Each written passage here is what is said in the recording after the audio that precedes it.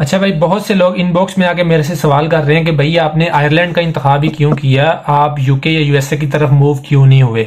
तो भाई सिंपल सी बात है कि शुरू से ही मैं कोई ऐसी ऑप्शन पे गौर कर रहा था कि जो कम एक्सपेंसिव हो और उसमें टाइम भी कम लगे और किसी किस्म का कोई एग्जाम भी ना देना पड़े। क्योंकि अगर आप यूके या यूएसए की तरफ जाते हैं तो आपको वहां पे एग्जाम्स देना पड़ते हैं। यूके के लिए आपको प्लैब 1 या प्लैब 2 देना पड़ता है। इसी तरह से यूएसए के लिए आपको यूएसएमएल स्टेप 1 या स्टेप 2 देना पड़ेगा।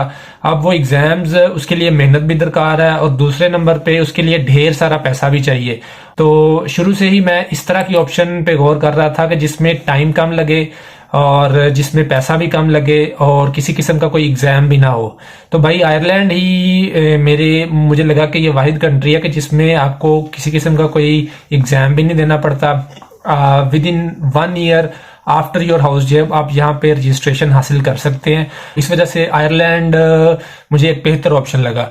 दूसरे नंबर पे इसका जो फायदा मुझे यहाँ पे आके फील हुआ वो ये है कि ये जो कंट्री है ये इमिग्रेंट फ्रेंडली कंट्री है। इसका मतलब है यह है कि अगर आप यहाँ पे 2 साल के लिए एज ए डॉक्टर या नर्स काम करते हैं तो राइट आफ्टर 2 इयर्स ये आपको स्टैम्प 4 दे देते हैं।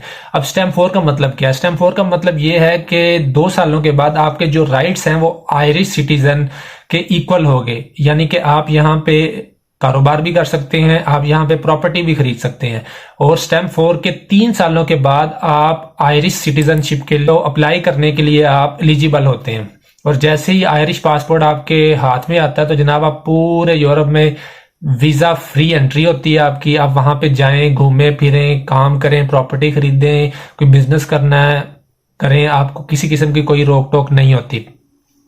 अच्छा, फिर कुछ लोग कहते हैं कि एतराज ये करते हैं कि यहाँ पे ट्रेनिंग अपॉर्चुनिटीज नहीं है, कोई कैरियर प्रोग्रेशन यहाँ पे नहीं है। तो उनका भाई एतराज ये किसी हद तक ठीक भी है। आप इस तरह से करें, अगर आपके अंदर वाकई वो कीड़ा है जो आपको सुकून नहीं लेने दे रहा तो आप इसको एज ए बेस कैंप के तौर पर भी यूज कर सकते हैं।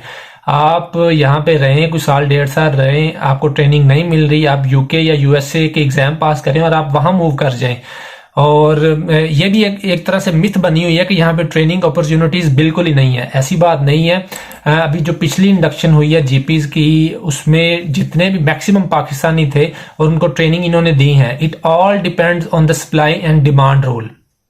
तो यहाँ पे ट्रेनिंग अपॉर्चुनिटीज भी हैं। अगर आप मेहनत करते हैं, डेडिकेशन से काम करते हैं तो आपको ट्रेनिंग भी ये लोग देते हैं। और फर्ज करें आपको ट्रेनिंग नहीं मिलती तो भैया आप यहाँ पे बैठ के आप यूके या यूएसए के लिए एम कर सकते हैं बड़े इजीली।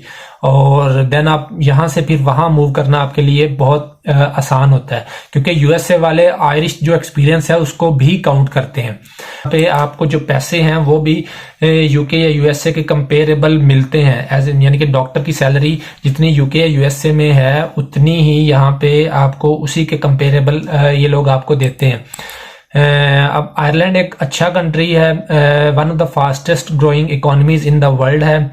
और मजे की बात यह है कि यहाँ का जो एंट्री पाथवे है वो यूके या यूएसए से बहुत ही आसान है। तो ऐसे मेरे दोस्त और या जूनियर्स जो मुझे देख रहे हैं या सुन रहे हैं और जो पाकिस्तान में हैं और बगैर एग्जाम दिए कम पैसों में कम टाइम में पाकिस्तान से मूव होना चाहते हैं तो वो इस ऑप्शन को लाजमी ज़ेरे गौर लाएं। शुक्रिया।